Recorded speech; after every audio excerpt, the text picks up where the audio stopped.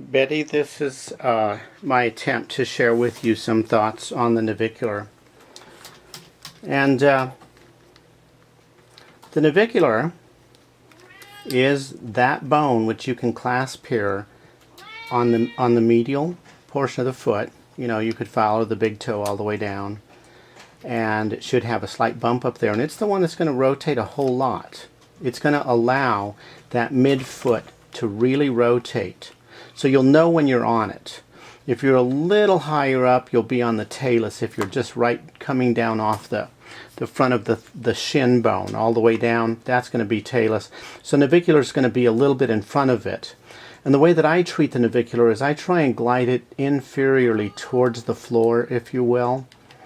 I try to get some inferior glide, and then I really work on enhancing rotation.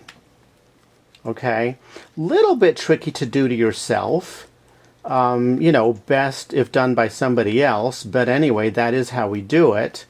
And to that, I would then come and capture all of the cuneiforms, and you'll see that they will tend to follow because they're connected. No harm, though, in clasping all of them and bringing them over, and that'll sort of gap where the cuboid articulates with the lateral cuneiform. So here is medial cuneiform, most medial, intermediate, and lateral cuneiform, and then out here our friend the cuboid.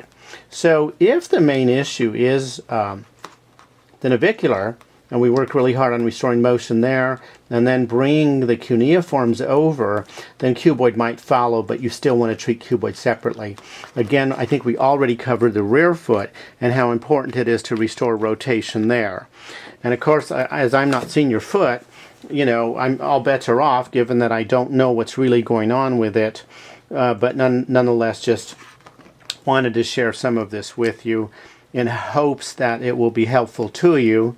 You know, wish I was able to see your foot and ankle once again to see if I could make sense out of it. But that's a very general treatment. And the cuneiforms, because they're blocks, you know, they look like little blocks, they mostly glide up and down, and they mostly shift over as a group. So once again, that, you know, drawing pronatory, you know, pronation kind of mobility. And then it's also good to just, you know, glide them up and down and up and down. Same thing for the navicular. I hope that's helpful to you. Be in touch. Let me know. Thanks very much. Take care. And gosh, before I quit, let me just show you. Here is the talus.